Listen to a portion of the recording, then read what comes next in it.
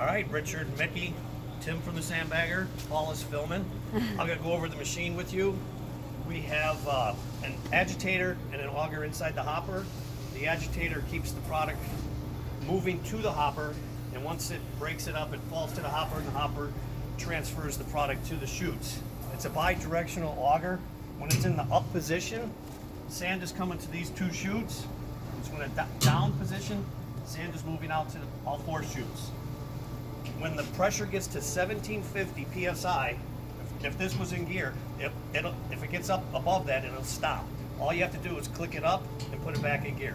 And that's designed not to break the auger and agitator.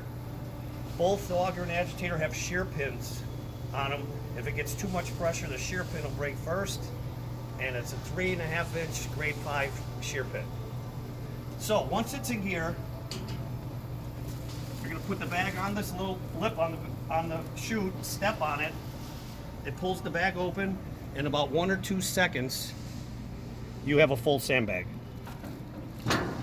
When you're not filling sandbags, always put it back in neutral, because if you put it in gear and they go away, have a drink of water, it's pushing product to the chutes, and it'll plug it up. So now we're going to go back to the bag, to the engine.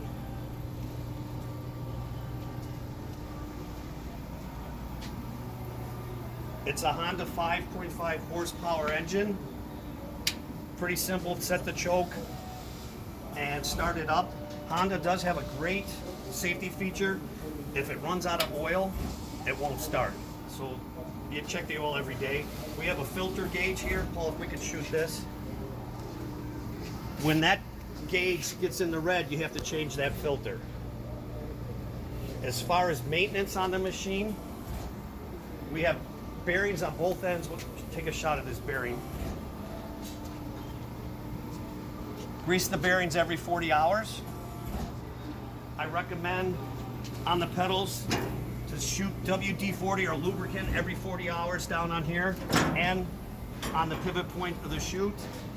You do have to take this side cover off every 40 hours and grease the chain and the bearings that are inside here. As far as moving the machine, we have torque receivers on the right and on the left. And you could come in through the front and back as long as you're underneath this bar. If you come up here, you're gonna bend the pedals. So you gotta go down low. And then inside the hopper, we have eyelets. So you can hook a chain on both ends and pick it up with a bucket loader. There is a safety screen on top. It's 4 inches by 4 inches. Any product that passes through this hole will pass through the auger. You get a big rock because you got bad sand, the rock will just sit up here and it won't go through. We do put spill shields on, and they add another 18 inches of bucket space that come out like this. So if you got a 9-foot bucket, you'll be fine. This is 8 feet long. Most rubber tire loads are 8-foot buckets. As far as the hydraulic fluid in the tank, all you have to do is watch this gauge, and it's 32 weight oil. And it's a closed loop system. It should not get dirty. And it takes 15 gallons of hydraulic fluid in this tank. I think that's it.